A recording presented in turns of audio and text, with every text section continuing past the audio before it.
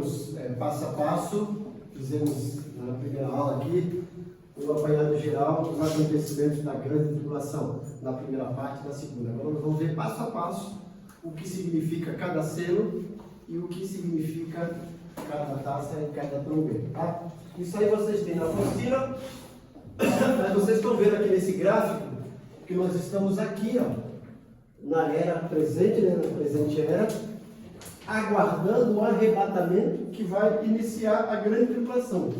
Vocês estão vendo aquela régua de cima? Que nós temos duas divisões ali: tribulação e grande tribulação. Por quê? Tribulação e grande tribulação. Eu brinco dizendo que na tribulação o bicho vai pegar. E na grande tribulação a cobra vai fumar. Vai piorar. Então, o que vai dar início a esse período da tribulação, da grande tribulação, é o arrebatamento da igreja. O que vai dar final, término desse período da tribulação, a grande tribulação, é a volta de Cristo. Então, Jesus virá em duas fases. Aqui, para arrebatar a igreja, ele virá de forma invisível lá nos ares. Ele virá para buscar a igreja. No final da grande tribulação, ele virá de forma visível. A Bíblia fala que todo olho o verá, principalmente aqueles que o transpassaram. Quem foi que os transpassaram? O judeu. Então, na forma invisível, ele virá para buscar a igreja. Na forma visível, ele virá com a igreja para travar a batalha da Armagedon e encerrar a grande tribulação que dá início ao milênio. Certo? Então, vamos aqui passo a passo. Vocês estão vendo essa foto aqui? É chamado o tropel de Apocalipse, os 4 cavaleiros de Apocalipse, que são os 4 primeiros seres. Tá? A gente fala que isso aqui são os juízos de Deus sobre a terra. Então nós vamos ver isso em Apocalipse capítulo 6, até o início do capítulo 7 e depois do capítulo 8. Então isso aqui acontecerá na primeira metade da tribulação. O primeiro selo, deixa aberto Apocalipse capítulo 6, o primeiro selo que vai ser aberto é o cavalo branco, que representa o falso Cristo ou o anticristo.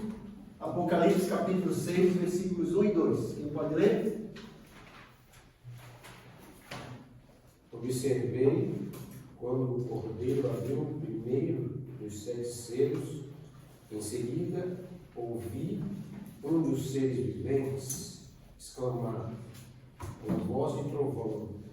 Olhei e diante de mim estava um cavalo branco, e seu cavaleiro empunhava um arco, e foi-lhe outorgada uma coroa, e ele cavalgava altaneiramente, como vencedor determinado a vencer. Então, não fala quem é o vencedor, como vencedor determinado a vencer. Então, nós entendemos que esse cavalo branco é o anticristo, certo? Abre-se o segundo selo, vai aparecer o cavalo vermelho, simboliza a guerra. Versículos 3 e 4, quem pode ler? Quando o cordeiro abriu o segundo selo, ouvi o segundo ser vivente dizer: venham. Então saiu outro cavalo, e este era vermelho. Seu cavaleiro recebeu poder para tirar a paz da terra e fazer que os homens se matassem uns aos outros.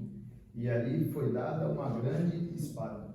Isso. Então, segundo cavalo, cavalo vermelho, guerras que acontecerão. Abre-se o terceiro selo e vê o cavalo preto, que é a fome. Apocalipse 6, versículos 5 e 6. Nós temos aí, ó, preto, vermelho e branco. A gente lembra de salve o tricolor paulista. As Corinthians também. Então, aí vai falar. Você não acabei de falar, né? Aí a gente pensa no lado bom. Só que aqui o contexto é o lado ruim, é o lado do salve. Salve o Corinthians. Aí você fala assim, veio como vencedor, mas não é, né? Versículos 5 e 6. Quando o cordeiro abriu o terceiro selo, ouviu o terceiro ser vivente convocar: vem então e pararei, e eis um cavalo preto, e o seu cavaleiro ostentava na mão uma balança. Então ouvi o que parecia uma voz grave, vinde dentre os 4 seres viventes, exclamando: 1 quilo de trigo por 1 dinheiro, e 3 quilos de cevada também por 1 dinheiro, mas não destruas o azeite e o vinho. Veja aí, gente, a fome e o preço exorbitante. Trigo, né? O cara, um dia seria uma diária, um denário. O camarada trabalhava um dia todo para comprar 1 quilo de trigo, né? Naquele tempo a cevada era mais barata que o trigo, né? Ou trabalhar um dia todo para comprar 3 porções de cevada, né? Hoje, não sei se a cevada está mais cara que o trigo por causa da cerveja. Mas veja como é que vai ficar as coisas, né? Então, estudando lá. Ô, pastor, só voltando no cavalo branco, rapidinho, as Olimpíadas de Paris repercutiu muito na internet por conta do cavalo, né? Com um rapaz acima lá, produziu muito acerca desse cavalo branco, né? Muito se falou disso. O que o senhor acha? Então, eu Não sei acho se o senhor chegou a... não vi essa parte, mas eu li os comentários. E não foi só isso, mas agravante a mesa da ceia com os movimentos exclusivos. Isso aí foi um absurdo. Então, por isso que eu falo que Jesus está voltando. Assim como foi nos dias de Noé, nos dias do Filho do Homem. Então, tudo isso tem um prenúncio. Tem até gente que acha que o anticristo é o Macron, né? Já ouviram falar isso? Tem uns que acham que é o genro do Trump, né? Os Então, tem uns que acham que é Alexandre de Moraes. Teve também no final da Olimpíada que teve aquele formato geográfico do Otto, parecia o mapa mundi e o ser brilhante descia bem no centro. No Então, meio. quando a gente começa a ler a Bíblia, começa a ver cada vez. Lembra da Olimpíada da Rússia? Qual foi o mascote da Olimpíada da Rússia? Um urso, que até chorar. Se você ler um animal lá em Daniel, vai falar sobre o urso. E qual era a sigla da Rússia antes? Ó. Só colocar o sério, União da República Socialista Soviética, né? Se fragmentou, ficou agora a Rússia, né?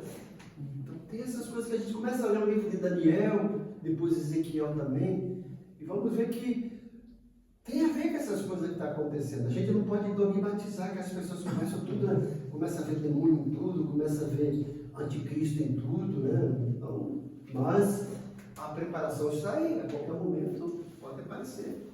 Então, eu acho que nós nunca tivemos tão perto da volta de Jesus como agora, gente. As coisas mudaram assustadoramente rápido, uma velocidade fantástica nessa era da internet, a inteligência artificial, essas coisas virtuais, é demais. Eu falo assim, eu vivo numa geração, parece que agora eu sou um dinossauro. Eu fui na reunião do meu neto, que está na 5ª série. Eu estava vendo as coisas, eu falei, meu Deus, como é que está? A professora mesmo falando, olha, teve lá o Saresp, mas eu acho que eles não foram tão bem, porque o que pediram, eles não vivem mais a realidade. Pediram para eles fazerem conta de valor de coisas de mercado. Eles já nem vão, tudo às vezes pede pela internet, quase não vai fazer compra com os pais, que às vezes eles vivem em outra realidade. E é verdade. E eu fiquei vendo a questão do ensino, como é que está precário. Eu vi o meu neto e falei assim, como é que está escrevendo mal ou errado? E a professora nem corrige. Aí fala que é o construtivismo. Eu falo, não, isso aí é destrutivismo. O meu neto escreveu lá, importância, N, C cedilha IA. E ela não corrigiu, eu não estava certo. Falo, aquilo para mim tem importância, para ela não tem, né? Mas importância está escrito errado. Aí colocar a frase no plural, estava lá assim, o Brasil vai,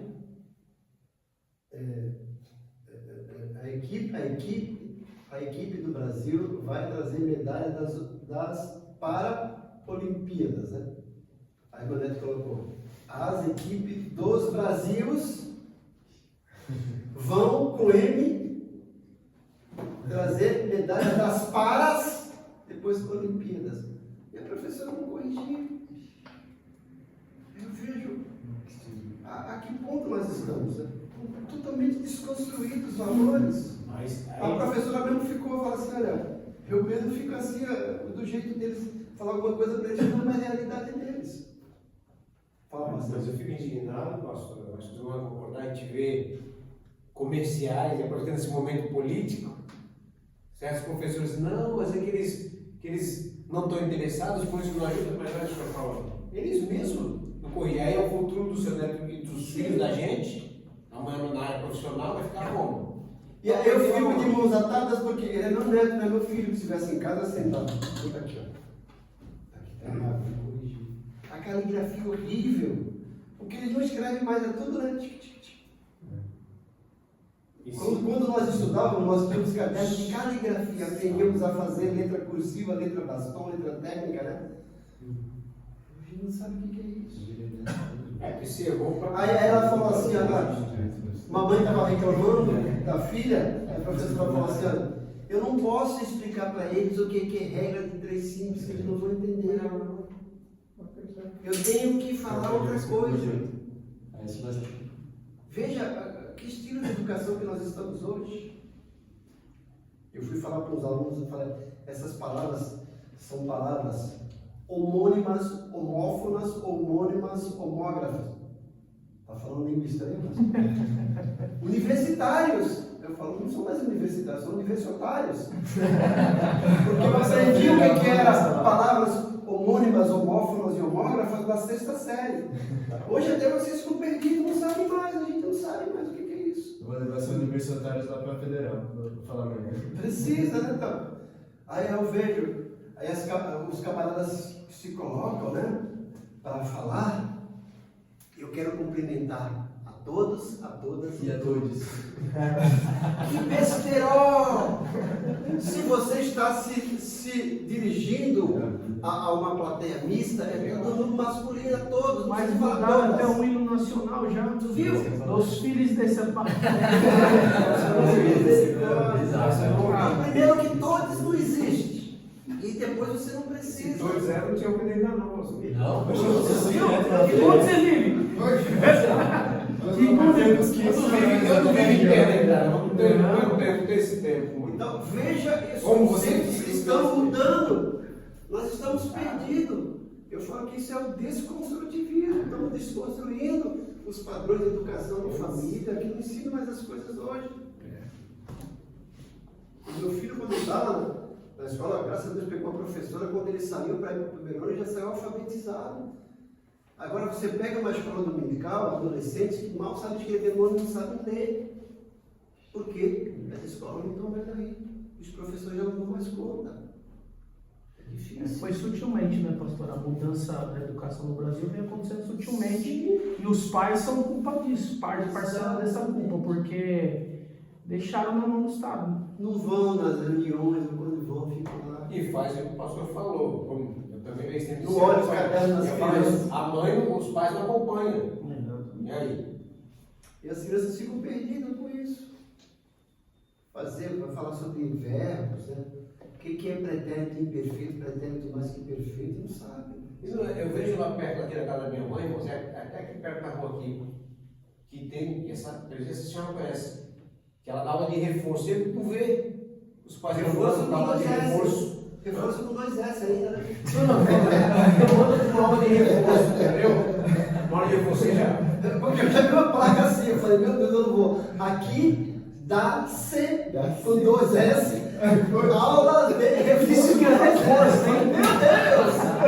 Eu não quero esse reforço. Tá bem reforçado. Veja, Júlio, quando nós chegamos, né? É o apocalipse. Tu vê cada frase, cada placa que você olha na internet, fica perdido. Pinta-se casa a domicílio. Oh, meu Deus, tu vai trazer a casa para pintar, tem que ser domicílio. Realmente, os pais estamos certos, estamos na tribulação. Eu posso, mas eu não posso. Tá vendo? A coisa começou branca, já ficou vermelha, ficou preta. Depois a gente fica amarelo, tanta vergonha. Veio o cavalo amarelo que é a morte da educação, a morte do ensino, a morte do ser humano, a morte da família, é tudo. Mas vamos lá, Apocalipse 6, nossa aula é escatologia, não é política petedária. Vamos lá, companheiros. Apocalipse 6, 7 e 8. Quando o cordeiro abriu o quarto selo, ouviu a voz do quarto ser vivente dizer: Venha. Olhei, adiante de mim estava um cavalo amarelo. Seu cavaleiro chamava-se Morte, e o Hades o seguia de perto. Foi-lhes dado poder sobre um quarto da terra para matar pela espada, pela fome, por pragas e por meio dos animais selvagens da terra. Então, voltando um pouquinho atrás, quando eu estava no Conselho Tutelar de Santos, aí houve uma suposta denúncia lá dos conselhos, né? Aí a líder lá do CBDCA mandou lá um e-mail para a gente, né? E nessa época eu era o secretário lá, dizendo: olha, o que está acontecendo? O município está reclamando, dizendo que toda vez que liga para ir, nunca é atendido. E não era verdade, porque o nosso conselho lá da Zona Leste era o que mais atendia, o que mais fazia, o que mais produzia. E aí eu, na qualidade de secretário, fui responder, né, aquilo aí, e eu relatei os fatos que aconteceram e falei: e quando se diz toda vez e nunca, isso caracteriza-se uma hipérbole. Aí quando o camarada lá deu: ó, pastor, que palavra bonita, né? Mas não sabia o que era isso, né? Mandei para lá, olha, eu nunca mais perturbou, né? Não quis mais me hiperbolar, né? Nem sabe às vezes o que é isso. Eu falei isso não querendo desmanjar, porque estava dando aula de hermenêutica, eu conheço a figura de linguagem chamada hipérbole, é uma maneira exagerada de expor os fatos. Mas veja a que ponto uma pessoa que é presidente de uma instituição nem conhece essas palavras. Nós vimos aí, gente, o cavalo amarelo morre, muita gente vai morrer por conta disso. Né? Bom, esses 4 primeiros selos, que a gente fala que é o tropel de Apocalipse, são os 4 cavaleiros de Apocalipse. Antigamente tinha um bom livro, eu não sei se é o Gordon Lindsay, um escritor que trabalhava bastante com escatologia na época, meados de 80, década de 80. E ele tinha um livro chamado Tropel de Apocalipse. Depois abre o 5º selo, que eu falo que eu gosto dessa parte aqui, ó, em que João tem a visão das almas dos mártires da grande tribulação. Veja lá, versículo 9 a 11 do capítulo 6.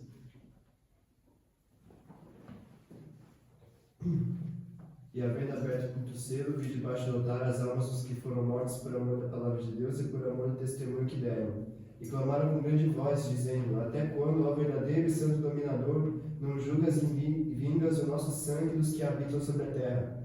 E foram dadas a cada um compridas vestes brancas, e foi-lhes dito que repousassem ainda um pouco de tempo, até que também se completasse o número de seus conservos e seus irmãos, que haviam de ser mortos como eles foram. Tá vendo? Veja que isso aqui é um texto clássico para defender a teoria de que haverá salvação, conversão na grande tribulação. Porque existe um grupo de estudiosos que diz que não. Eu ouvi um camarada e falei: poxa, então você não leu aí o 5º selo. Veja, João vê, tem essa visão e fala, né, até quando vai vingar a nossa morte? Que morreram por causa da palavra, que foram fiéis. E eu gosto quando ele fala: até quando o justo e verdadeiro dominador?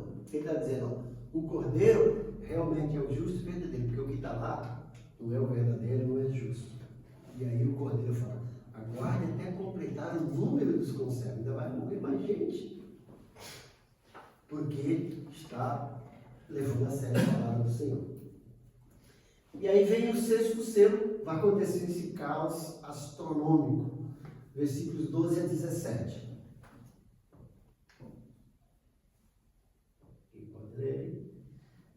Observei quando ele abriu o 6º selo, e houve um grande terremoto.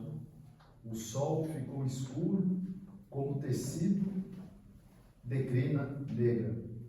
Toda a lua tornou-se vermelha como sangue, e as estrelas do céu caíram sobre a terra, como figos verdes. Como figos verdes caem da figueira, quando sacudidos por um vento forte. O céu se recolheu como se enrola um pergaminho, e todas as montanhas e ilhas foram removidas de seus lugares. Então os reis da terra, os príncipes, os generais, os ricos, os poderosos, todos escravos e livres, se esconderam em cavernas e entre as rochas das montanhas. Eles gritavam: as montanhas e as rochas caiam sobre nós, e esconda-nos da face daquele que está assentado no trono e da ira do Cordeiro. Pois chegou o grande dia da ira deles, e quem poderá suportar? Isso. Vocês perceberam, gente, que nós não chegamos no sétimo selo. Mas o sétimo selo é apenas a preparação para as trombetas. Mas se nós olharmos tudo isso aqui, isso dá margem até para uma suposta teoria de que a igreja vai ser arrebatada na metade da grande tribulação ou após. Porque as pessoas falam assim: olha, já tem um bocado de falsos cristos aparecendo aí, um bocado de hereges. Porque tem gente aparecendo dizendo que é Jesus, tem um colombiano dizendo que é Jesus, que já apareceu. Tem o Ing, lembra? O Ing dizendo que é Jesus. E esse camarada escolheu o nome certo, Ing, né? Mas ele disse que é Jesus. Então eu quero falar, não, os falsos cristos já apareceram. Guerra, está tendo guerra direto. Fome, gente. Tem fome no Brasil. Morte, o que tem de morte. E aí fica, e as almas dos mártires? Aí as pessoas falam, não são da grande tribulação, são os mártires das igrejas perseguidas nesses países aí que estão. É a tese que eles defendem. Eles falam Vários lugares a lua já ficou vermelha, queda de meteoro, de estrela. Então é um pouquinho, mas o próprio Jesus falou que isso é apenas o princípio das dores. Ainda não é. Fala aí. Não, só eu acompanho um pastor, eu vou até citar o nome dele, é o pastor César Cavalcante. Ele faz muitos debates e ele citou lá algumas coisas, eu até anotei, eu até ia perguntar para o senhor. O pós-tribulacionista, ele afirma o seguinte: a igreja sempre sofreu perseguição. E o segundo ponto que ele defende: a Bíblia adverte sobre a apostasia nos últimos tempos. E o terceiro aqui é que ele fala que a Bíblia promete livrar a igreja da ira vindoura. Então, assim, eu não sou pós-tribulacionista, eu creio no pré e sou pré. Mas esses argumentos que ele usa, se uma pessoa que não consegue ter essa visão que nós temos, porque eu entendo também que essa visão pré-tribulacionista, ela é mais ligada à letra, ao estudo, e também muito por parte da nossa fé, da redenção pela nossa conduta. Mas ele falando essa questão que a igreja sempre sofreu perseguição, a Bíblia adverte sobre a apostasia, dá a entender que, de alguma certa forma, assim, para mim, faz um pouco de sentido o pós-tribulacionista. Faz, gente. O pós-tribulacionista é bem veemente nas suas colocações, nos seus argumentos, muito mais do que o médio e que o meso. Certo? Agora, quando eu entrar nessa parte para defender e colocar, na apostila vocês vão ver que nós temos todas as teorias.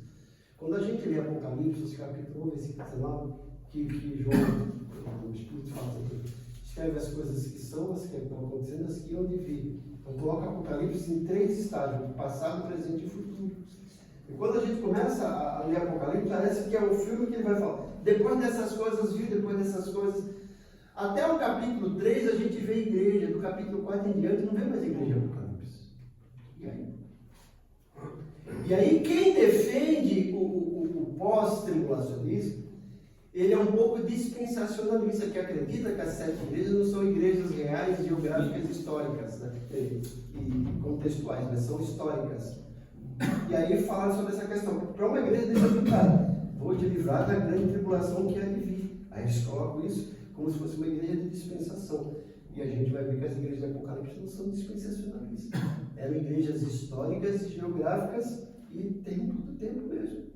E a gente estuda porque cada apresentação de Jesus e cada argumento e promessa tinha a ver com o contexto geográfico, histórico daquela igreja, daquele local.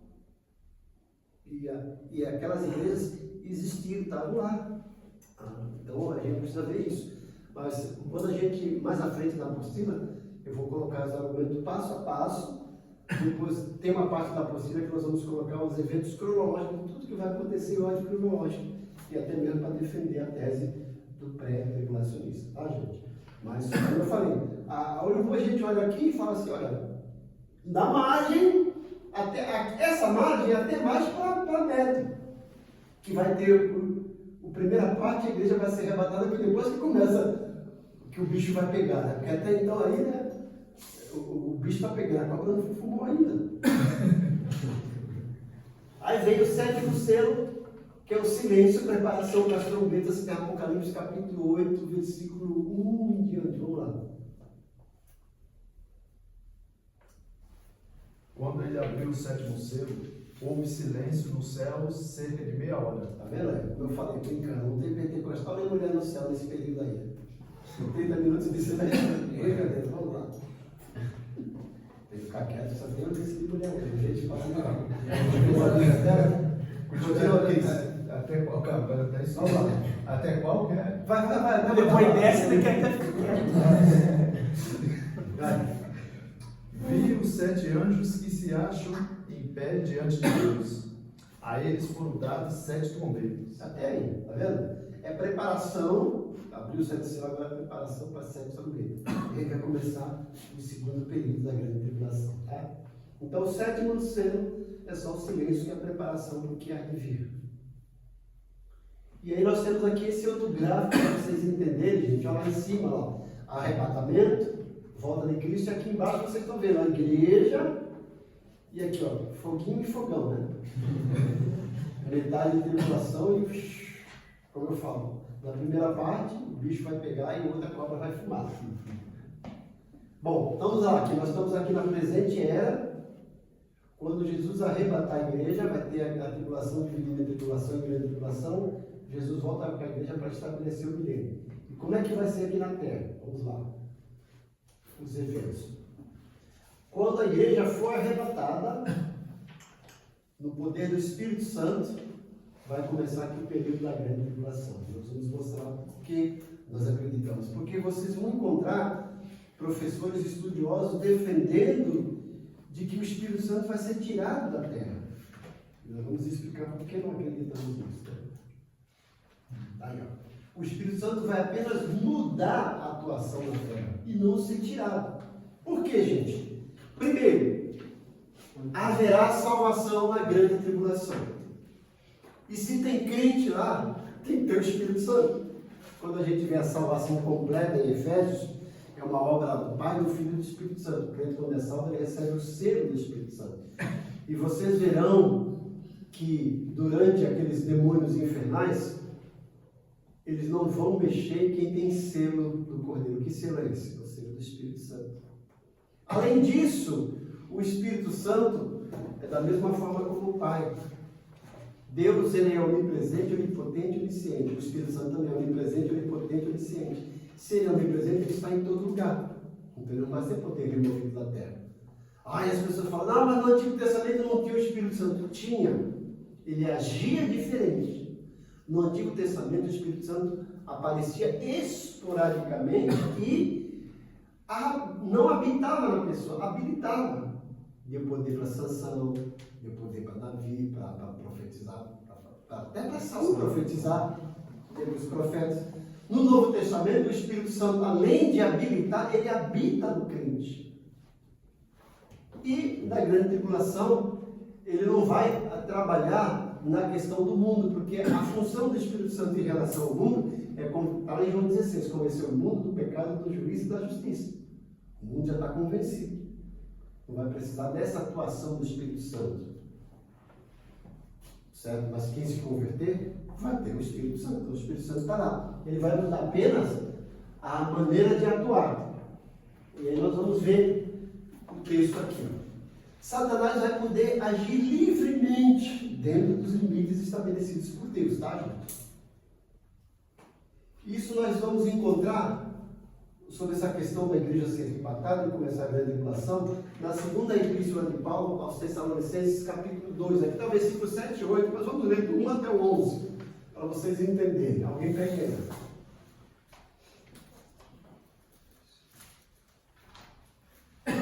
2 Tessalonicenses, capítulo 2, versículo 1. Paulo vai falar da vida de Jesus, aí porque também os pós-tribulacionistas se pegam nisso. Mas Paulo está falando, usando outra palavra sobre a vida de Jesus, está usando parousia, é a vinda física de Jesus aqui na terra, vinda visível. Na apostila eu coloco essas duas posições. Quem pode ler? Caros irmãos, quanto ao retorno do nosso Senhor Jesus Cristo, é a nossa reunião com Ele. Vos suplicamos que não permitais que vosso modo de crer seja influenciado, nem fiqueis amedrontados por causa dessa profecia. Palavra ou carta atribuídas indevidamente à nossa autoria, como se o dia do Senhor já tivesse chegado. Dá uma parada aí, gente. Paulo escreve isso porque surgiu um boato na igreja de Tessalônica que o Senhor Jesus já tinha voltado. Vocês vão ver que lá no capítulo 4 ele fala assim: olha, voltem a trabalhar, quem não trabalha não come. Porque muita gente abandonou sempre, porque Jesus já voltou. E Paulo está dizendo, olha, eu já falei, calma. Nem que. E o que aconteceu? Ele fala, uma suposta carta. Essas pessoas, para darem crédito na teoria delas, mandaram uma carta, como se fosse Paulo e os seus companheiros. Paulo falando, não mandamos carta. Calma que eu vou ensinar isso para vocês. Preste atenção, continua. Não vos deixeis enganar de forma alguma por ninguém. Portanto, antes daquele dia virá a apostasia, e então será revelado o homem da iniquidade, o filho da perdição. Então, Paulo está dizendo que antes dele vir, haverá o ministério da apostasia. Nós estamos vendo que o ministério da apostasia está acontecendo. Mas fala que virá o filho da perdição, o anticristo. Continua. Aquele que se opõe e se exalta acima de tudo o que se chama Deus ou é objeto de adoração, a ponto de se assentar no santuário de Deus, apresentando-se como Deus. Está vendo? Ele vai entrar no Santo dos Santos e se declarar Deus. Isso vai acontecer na metade da grande tribulação. Agora Paulo continua. Não vos lembrais de que eu costumava compartilhar convosco acerca desses acontecimentos? No entanto, vós sabeis o que o está detendo nesse momento. Para Paulo está dizendo assim, olha, existe uma coisa que está detendo ele. Continua. Para que ele seja manifesto no seu devido tempo.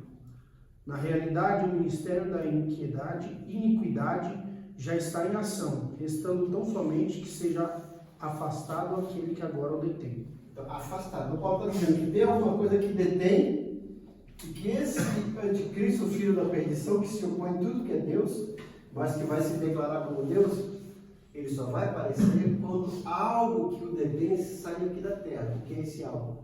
A igreja no poder do Espírito Santo. Como eu falei, o Espírito Santo não pode ser. É a igreja. Então, por isso que nós acreditamos na teoria da pré-tribulação. Pré-tribulacionista. Continua. Olha o que esse homem vai fazer. Então será plenamente revelado o perverso, a quem o Senhor Jesus matará com o sopro da sua boca e destruirá pela gloriosa manifestação da sua vida. Continua? Até 11, né? Ora, o aparecimento desse anticristo é de acordo com a ação de Satanás. Está vendo? Satanás vai dar poder para ele. Continua. Com todo o poder, com sinais e maravilhas ilusórias, e com todas as artimanhas e enganos provenientes da injustiça para os que estão perecendo, porquanto rejeitaram o amor à verdade que os poderia salvar. Está vendo, né, gente? Ele vai iludir muita gente, realizando maravilhas e prodígios do engano. É o que o anticristo vai fazer. Quando a gente estuda, a gente vai mostrar isso aqui também, o livro de Daniel, o sonho de Nabucodonosor, no capítulo 2 de Daniel, daquela grande estátua. Ali mostra a sucessão dos 4 grandes impérios, para mostrar como a Bíblia é fantástica. Quando Nabucodonosor tem aquela visão, e que Daniel interpreta, tudo aquilo não era nem presente, ia ser futuro. Para a gente, quase tudo já aconteceu.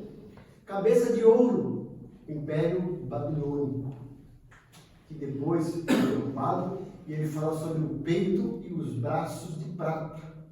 Porque peito e braço significa o Império Medo-Persa, porque é um império, mas composto de 2 reinos, os Medos e os Persas. Derrubaram o grande Império Babilônico, implantaram o Império Medo-Persa. Veio a barriga, ventre de ouro, Império Grego, Alexandre o Grande. Depois, quando ele morre, o Império Grego é fragmentado em 4 dinastias. E aí vem, aí a gente vai falar sobre isso. As pernas e os pés de barro e ferro. São as 2 fases do Império Romano. As pernas, que já aconteceram, o Império Romano fragmentou. Vai virar a segunda fase do Império Romano, que é a 70ª semana de Daniel, que é a grande tribulação. Aí são os pés, que é uma mistura de ferro e barro. Daniel vai falar que é uma mistura de vinho humano. Outra coisa importante, os pés. Quantos dedos nós temos nos pés? 10. Vai falar dos 10 chifres de Daniel, 10 nações europeias, e vai eleger o anticristo. É a segunda fase do Império Romano. Vai acontecer. A gente vê isso em Daniel capítulo 2, Daniel capítulo 4 da árvore, Daniel capítulo 8 dos animais, ele vê a visão dos animais, que é a sucessão dos 4 grandes impérios. Certo? Esse último aqui é o novo Império Romano, que vai falar também em Apocalipse, que está alicerçado em 7 colinas. Você vai ver que a Itália está lá. 7 colinas. E você verá que dentro da Itália tem um país que quase ninguém conhece, que é o Vaticano, que é o Estado eclesiástico. E lá as leis dentro do Vaticano é diferente da lei da Itália.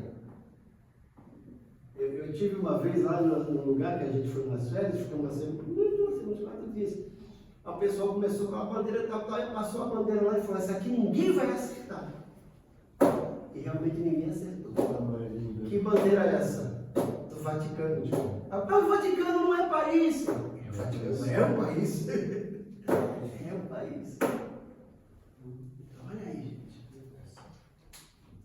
Bom, vamos continuar. Aqui vocês estão vendo 2, 4, 6, 7. Primeira parte.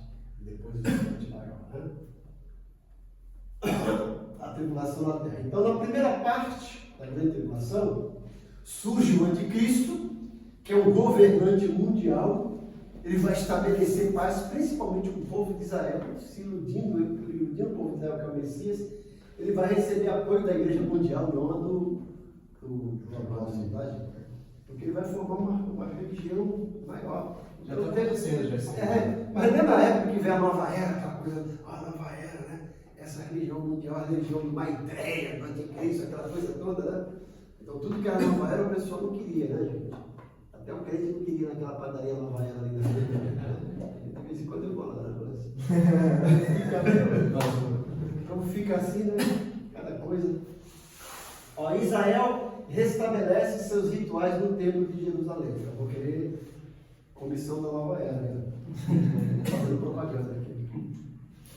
Bom, no segundo período da grande tribulação, o que vai acontecer? O anticristo se revela colocando sua imagem no Santo dos Santos, a imagem da besta, né? Ele domina a igreja mundial e exige ser adorado como Deus. Israel e os convertidos são perseguidos. Bom, agora nós vamos para as trombetas. 7 trombetas da segunda parte do Apocalipse. É Apocalipse capítulo 8 e 9. Deixem aberto aí, tá? As trombetas vão tocar. Bom, isso vai ser na segunda metade da grande tribulação. A primeira trombeta, haverá uma queima de 1/3 de toda a vegetação. Veja o versículo 7. Apocalipse 8, 7. E o primeiro anjo tocou a sua trombeta e houve saraiva e fogo misturado com sangue, e foram lançados na terra, que foi queimada na sua 3ª parte. Queimou-se a 3ª parte das árvores e toda a erva verde foi queimada. Então, gente, não é apenas o verde que foi queimado. Mas lembra que eu falei? As plantas são responsáveis por aquele fator chamado fotossíntese. de transformar o gás carbônico que a gente espera, que é um gás venoso, em oxigênio que é necessário para a nossa sobrevivência. Essas queimadas aí no Brasil a gente já está sentindo, né? Então imagine agora 1/3 de toda a vegetação do mundo ser totalmente destruída. E aí os palmeirenses vão gostar, né? Bom, a segunda trombeta, 1/3 do mar é atingido, versículo 8 e 9. A gente brinca com os palmeirenses, a origem dos palmeirenses está lá, quando Jesus expulsa o demônio dos gadarenos. Quando eles entraram, os porcos. Os porcos tristes. Vocês são palmeirenses? Só são sorrindo, né? Está chegando, já está chegando a perto, né? Só ganhando, só 5-0. Vamos lá, 8 e 9. O segundo anjo tocou a sua trombeta e algo como um grande monte em chamas foi lançado ao mar. 1/3 do mar transformou-se em sangue. Morreu 1/3 das criaturas do mar e foi destruído 1/3 das embarcações. Então veja que aqui as trombetas é sempre 1/3. Tá? Vegetação, mar, e agora vem os rios. 1/3 dos rios atingidos, muitos homens morrem. Mulheres também, tá? No início ficou contente, é só homem, não, tem mulher também. Versículos 10 e 11. Então o terceiro anjo tocou a sua trombeta, e uma grande estrela queimando como uma tocha caiu do céu sobre a terça parte dos rios e sobre as fontes de águas. O nome dessa estrela é Amargura. A terça parte das águas se tornou amarga, e por isso muitas pessoas morreram ao beberem daquelas águas. Então alguma versão fala absinto, né? Isso, meu tá absinto. Absinto. Dentro fala Essa aqui é uma planta bem amarga, que eu falei que aqui no Brasil o que mais se aproxima é a planta chamada alosna, que é bem amarga, né? E esse veio, vai cair, vai poluir os rios e 1/3, tudo vai ser destruído. E aí vem a quarta trombeta e vai acontecer cataclismas astronômicos em 1/3 dos astros celestes. Versículo 12. O quarto anjo tocou a sua trombeta, e foi ferido 1/3 do sol, 1/3 da lua e 1/3 das estrelas, de forma que 1/3 delas escureceu, e 1/3 do dia ficou sem luz, e também 1/3 da noite. Tá vendo? É um eclipse parcial, 1/3. Eu falo que quem gosta disso aí é o PT, que eles falam que são religiosos, né? Que tudo que eles levam 1/3. Né? Levam 1/3.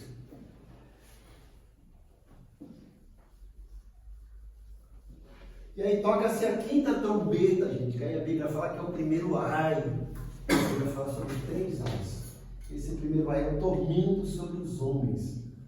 Versículos 1 a 11 do capítulo 9. Preste atenção nesse capítulo 9, a descrição que dá. E nós temos uma tese para ser defendida aí depois, né? Testemunhos altamente periculosos.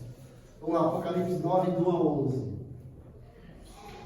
Depois o quinto anjo tocou a sua trombeta, e eu vi uma estrela que tinha caído do céu na terra, e ela recebeu a chave do abismo.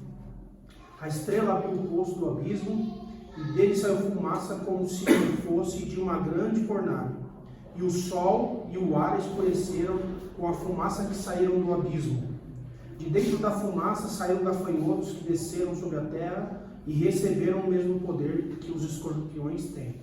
Foi dito aos gafanhotos que não fizessem estragos nas ervas, nem nas árvores, nem em qualquer outra planta, somente podiam ferir as pessoas que não tivessem a marca do sinete de Deus na testa. Os gafanhotos não tiveram permissão para matar essas pessoas. Eles podiam apenas torturá-las durante 5 meses. A dor que causavam nessa tortura era como a dor da picada de um escorpião. Naqueles 5 meses as pessoas procuravam a morte, mas não encontrarão. Procurarão a morte, mas não encontrarão. Vão querer morrer, mas a morte fugirá delas. Os gafanhotos pareciam cavalos prontos para a batalha. Na cabeça tinha uma coisa parecida com uma coroa de ouro, e a cara deles era como o rosto de um ser humano. Os seus cabelos eram como cabelos de mulher, e os seus dentes eram como dentes de leão. e as suas couraças eram parecidas com couraças de ferro, e o barulho das suas asas era como o barulho de carros puxados por muitos cavalos, quando corriam para a batalha. Os gafanhotos tinham rabos e ferrões como os escorpiões, e era como os rabos que tinham o poder de ferir as pessoas por 5 meses. Eles tinham um rei que os governava, que era o anjo que tomava conta do abismo. O seu nome em hebraico é Abaddon, e em grego Apolion. Isso quer dizer o destruidor. Tá vendo, gente? Ele descreve isso de uma forma assustadora. Parece filme de terror, né? Parece uma mistura de Freddy Krueger com Jason. Mas veja, ele está falando sobre gafanhotos e escorpiões. Mas veja, gafanhoto só destrói verde, não vai destruir nada de verde. Fala que eles têm um rei. O provérbio fala que gafanhoto não tem rei. Mas fala que eles têm esse rei e que vem do abismo, do inferno. E que o nome desse rei aí é hebraico, é Apolion ou Abaddon, que é o destruidor. Quem é o destruidor? Satanás. Então nós acreditamos que esses seres que João descreve são demônios altamente periculosos. Nós vamos ver na próxima aula, que o tempo já foi, nós vamos mostrar um pouco quem são esses demônios. Judas e Pedro fala que Deus reservou em cadeias demônios que serão soltos no dia da destruição. Pai. Esses demônios vão fazer mal para os homens que têm a marca da besta durante 5 meses. Eles vão pedir a morte não veio. Então, a hora que vem, se prepare que eu vou trazer muita heresia para você. Mas essa é a quinta trombeta, que é o primeiro alho. Mas temos ainda a sexta trombeta, gente. Vai se juntar depois, ó. Primeiro eles são atormentados durante 5 meses. Quando eles pensam que acabou, virá um exército de 200 bilhões de demônios. Apocalipse 9, do 3 a 21, que vai matar 1/3 dos homens. E mulheres também, tá nisso? Vamos lá, versículo 13 a 21 de Apocalipse 9, e a gente acaba por aqui. O sexto anjo tocou a sua trombeta, e ouviu uma voz que vinha das portas do altar de ouro, que está diante de Deus. Ela disse ao sexto anjo, que tinha a trombeta: solte os 4 anjos que estão amarrados junto ao grande rio Eufrates. Os 4 anjos que estavam preparados para aquela hora, dia, mês e ano, foram soltos para matar 1/3 da humanidade. O número dos cavaleiros que compunham os exércitos era de 200 milhões. Eu ouvi o seu número. Os cavalos e os cavaleiros que vi em minha visão tinha este aspecto. As suas couraças eram vermelhas como fogo, azuis como jacinto e amarelas como enxofre. A cabeça dos cavaleiros parecia a cabeça de um leão, e da boca lançava fogo, fumaça e enxofre. 1/3 da humanidade foi morto pelas 3 pragas de fogo, fumaça e enxofre que saíam da boca dos cavalos. O poder dos cavalos estava na boca e na cauda, pois a cauda deles era como cobra, com a cabeça feriam as pessoas. O restante da humanidade, que não morreu por essa praga, nem assim se arrependeu das obras das suas mãos. Eles não pararam de adorar os demônios e os ídolos de ouro, prata, bronze, pedra e madeira, ídolos que não podem ver, nem ouvir, nem andar. E também não se arrependeram dos seus assassinatos, das suas feitiçarias, da sua imoralidade sexual e dos seus roubos. Tá vendo? Junta-se depois desses demônios que são soltos, que atormentam os homens durante 5 meses, vem 200 milhões de demônios que destroem 1/3 de toda a humanidade. Essa é a sexta trombeta. Pastor, Aí vem a sétima, só para terminar aqui. Que haverá grandes vozes, relâmpagos, trovões, terremotos e saraivada. Apocalipse 11, do 15 a 19. Segura um pouco ainda ali. Leia o versículo 15 a 19. Aí eu já respondo. Eu já ouço primeiro para responder. O sétimo anjo tocou a sua trombeta, e houve fortes vozes nos céus que diziam: O reino do mundo se tornou de nosso Senhor e do seu Cristo, e ele reinará para todo sempre. Os 24 anciãos que estavam assentados em seus tronos diante de Deus, prostraram-se sobre seus rostos e adoraram a Deus, dizendo: Graças te damos, Senhor Deus Todo-Poderoso, que és e que eras, porque assumiste o teu grande poder e começaste a reinar. As nações se iraram e chegou a tua ira. Chegou o tempo de julgares os mortos e de recompensares os teus servos, os profetas, os teus santos e os que temem o teu nome, tanto pequenos como grandes, e de destruir os que destroem a terra. Então foi aberto o santuário de Deus nos céus, e ali foi vista a arca da sua aliança.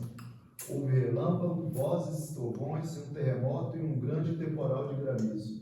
Então, essas trombetas aí, na segunda metade da grande tribulação, Deus está começando a dizimar a humanidade. 1/3 de tudo é destruído. Depois viram as taças que destruíram o restante.